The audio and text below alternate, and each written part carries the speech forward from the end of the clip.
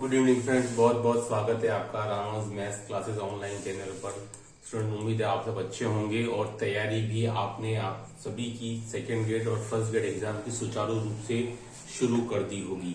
देखिए स्टूडेंट, आज की जो तारीख है आप सभी को ध्यान होगा, जो भी मैथ्स के आरपीएससी एस्पिरेंट्स है स्टूडेंट, 26/12/2023।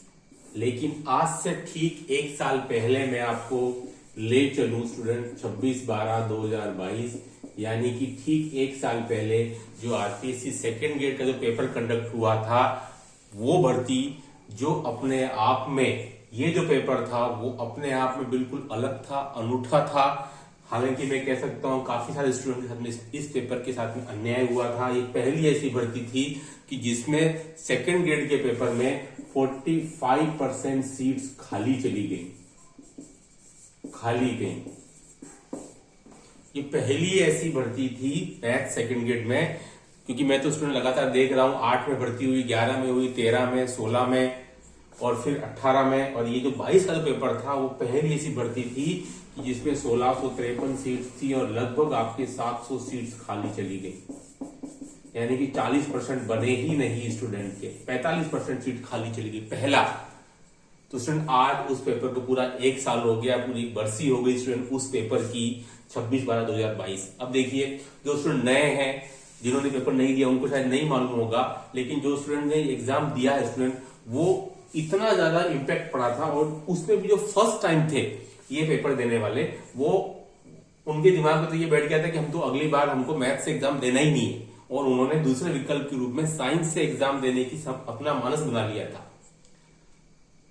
इस पेपर का इतना ज्यादा इम्पैक्ट पड़ा था। नो डाउट पेपर जो था स्टूडेंट वो टफ था, लेकिन उससे भी ज्यादा इसके साथ दिक्कत क्या थी कि इसका वो स्ट्रक्चर नहीं देना कि हमें बीएससी पार्ट से कितने आएंगे, 11-12 से कितने आएंगे, ये दिक्कत आ गई थी। तो स्टूडेंट मैं आपको बता देता हूं कि 11-12 की जो हमेशा 80 प्रश्न आते थे स्टूडेंट, उसकी जगह पर इस पेपर में 38 ही आए, और स्टूडेंट आपके बीएससी के जो 40 आते थे स्टूडेंट, उसकी जगह पर 78 आ गए, यानी कि बिल्कुल उल्टा हो गया।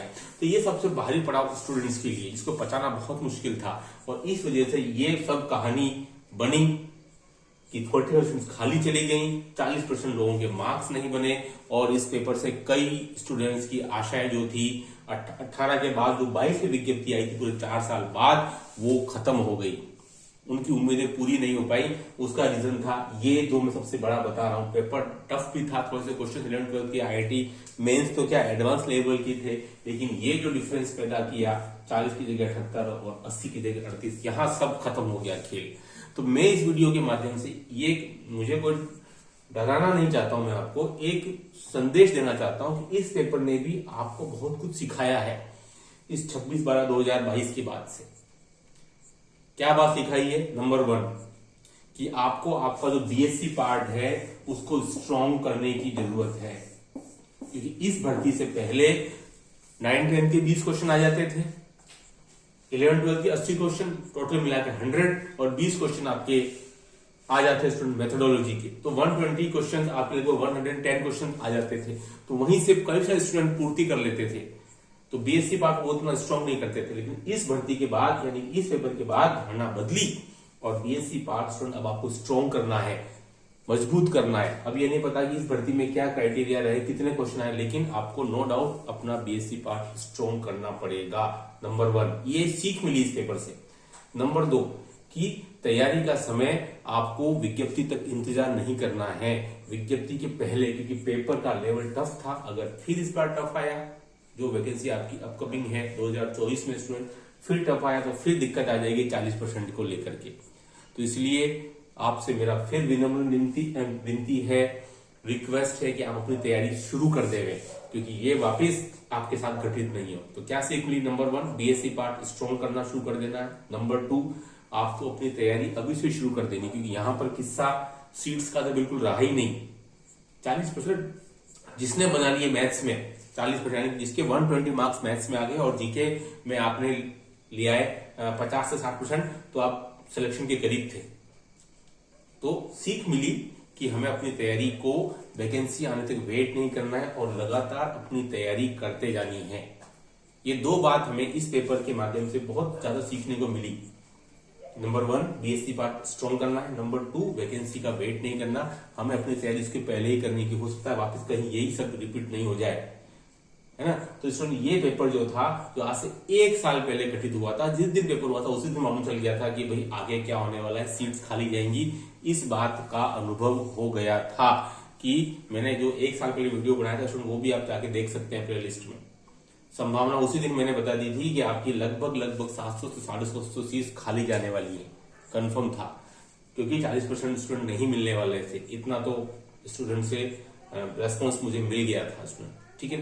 तो ये जो पेपर है इसने सिखाया है आपको कि मैथ्स में बेसिक पे जाना है। अब केवल वो समय नहीं रहा कि आप केवल कुछ क्वेश्चंस को याद कर लें या कोई कोचिंग वाला आपको बोल दे कि भाई ये क्वेश्चंस याद करने के, स्पेशली किसमें, बीएससी पार्ट में, है ना। बीएससी पार्ट में भी अब वो समय नहीं रहा 11th-12th के साथ साथ कि आप कुछ क्वेश्चन याद कर लें, क्योंकि स्टूडेंट मैं आपको बता दूं इसमें 11th-12th के जो क्वेश्चन आए थे वो बिल्कुल ओल्ड क्वेश्चन थे, जनरली वो कोचिंग सेंटर्स पे या कहीं पर भी नहीं बताए गए थे बीएससी पार्ट के खास 11th-12th के।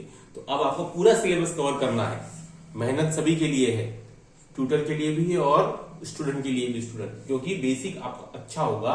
तो अब मैं आपसे रिक्वेस्ट है कि आप वैकेंसी आने से पहले अपना बेसिक को विशेष ध्यान रखें, बेसिक अच्छा करें, यानी कि आरबीसी की जो बुक्स हैं उनको आप शुरू से पढ़ें। शुरू से क्या मतलब होता है, जो आप गलती करते हैं स्टूडेंट कि आपको इंट्रोडक्शन से पढ़ने की अगर आप आदत डाल लें, भूमिका, है ना, भले ही वहां से कोई क्वेश्चन नहीं आ रहा है लेकिन आपके पास भी पर्याप्त समय है, ठीक है। ये इस पेपर ने सिखाया है कि अगर आपका बेसिक अच्छा है तो आप क्वेश्चन निकाल सकते हो, भले ही वो क्वेश्चन आपने पहले कभी भी नहीं देखा होगा।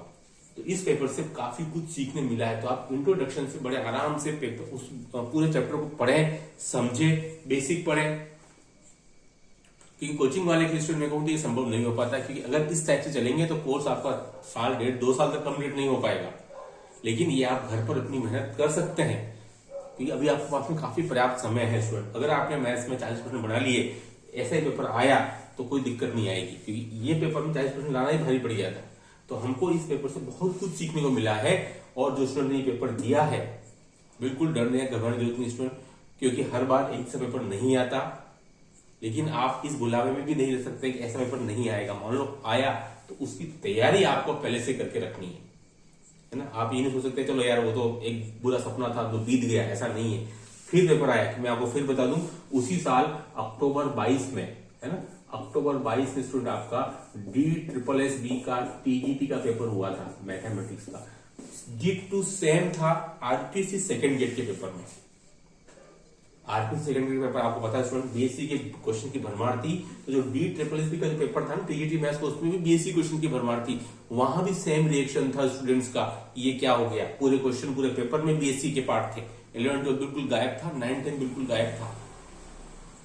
ये मैंने तो वो वाला पेपर भी देखा था DSSB का, जो अक्टूबर में हुआ था आपके, शायद 10 या 11 अक्टूबर को हुआ था 2022 में, यानी कि जस्ट 2.5 महीने पहले। तो सेम स्क्रिप्ट थी दोनों पेपरों की। तो जिन स्टूडेंट ने यहाँ चोट खाई उन्होंने हो सकता है यहाँ कुछ बैकअप कर लिया होगा, लेकिन राजस्थान के स्टूडेंट्स के लिए ये पहली बार था ये एक्सपीरियंस। कोई बात नहीं, समय बीत गया, उसको भूल जाना है, अब नई तैयारी करनी है। लेकिन एक बार चोट खाने के बाद में फिर आपके साथ वो चोट नहीं हो, उसके लिए जरूरी है कि इस पेपर को आप सॉल्व करें। इसको आप बिल्कुल भूल नहीं जाए कि चलो ऐसा कभी कभार आता है, ऐसा नहीं है, आ भी सकता है नहीं भी आ सकता। तो उससे आपको लड़ना है, फाइट करनी है और अपना सब्जेक्ट नहीं बदल देना है। कई स्टूडेंट में से हम साइंस ले लें, क्यों लेते हो साइंस, जब आपने पूरा बीएससी, आपने पूरे इतने 12-15 साल आपने मैथ्स को दिए, तो अब एक खराब पेपर आया तो आप साइंस ले लोगे, ऐसा कोई सोचने की जरूरत नहीं है। आपको मैथ्स से ही तैयारी करनी है, आपको अपनी कमजोरियां, अपनी गलतियां, उनको ठीक करना है, उनको सुधारना है, बस इतना सा ही काम करना है। 40% स्वतः ही बन जाएंगे, कोई दिक्कत नहीं आएगी। लेकिन इस पेपर को आपको ध्यान में रखना बहुत जरूरी है, भूलने वाली चीज नहीं है कि आपने भुला दिया तो आप जो आपकी जो गलतियां थी, कमियां थी, उनको फिर आप दूर नहीं कर पाओगे। बस मेरा इस वीडियो के माध्यम से यही उद्देश्य था कि आपको उस पेपर की याद दिलाएं, जिस पेपर की वजह से ये पूरी कहानी घटित हुई। तो अब आपको इसका पेपर आए तो आप उससे लड़ाई कर सके, उससे आप फाइट कर सके, अपने आप को इतना स्ट्रांग बनाओ, सब्जेक्ट के कंटेंट को मजबूत बनाओ। मैंने आपको पहले भी कहा है, इसके लिए आप ही को मेहनत करनी है। कंटेंट अपना बेसिक सुधारो। बेसिक का मतलब हो गया जैसे कि आप 2D पढ़ रहे हैं, तो 2D पढ़ रहे हैं तो आपको सारे फिगर बनाने आने चाहिए, लाइक जो स्ट्रेट लाइन कभी ऐसे जाती है, कभी इंटरसेप्ट फॉर्म जाता है, कभी इसका परपेंडिकुलर फॉर्म आता है, कभी इसका स्लो फॉर्म आता है। सभी सारे फॉर्म्स में अगर आप क्वेश्चन पढ़ करके फिगर बना सको इलिप्स का, हाइपरबोला का, पैराबोला का, तो आपके लिए एज इट इज 3D के अंदर तो आपके लिए काम आसान हो जाएगा। चीजों को बेसिक को पकड़ो, बजाय इसलिए कि आपने सर मैंने तो कैलकुलस को 100 क्वेश्चन कर लिए, 101 आ गया तो आप क्या करेंगे, है ना। उससे बेटर है कि आप उसके बेसिक को समझेंगे, इंट्रोडक्शन से पढ़ना शुरू करें, कोई भी बुक ले लें, बेसिक पर आप बिताएं हर टॉपिक के लिए कम से कम 8 से 10 दिन। कोई जल्दबाजी करने की जरूरत नहीं है कि सर मैंने सिलेबस 2-2 बार कर लिया, वो भी सब फेल हो गए 2-2 बार वाले भी इस पेपर के अंदर। उसने एक ही बार किया लेकिन अच्छे से किया, बेसिक को सुधारा, कमियों पर उसने ध्यान दिया, वो निकल गया।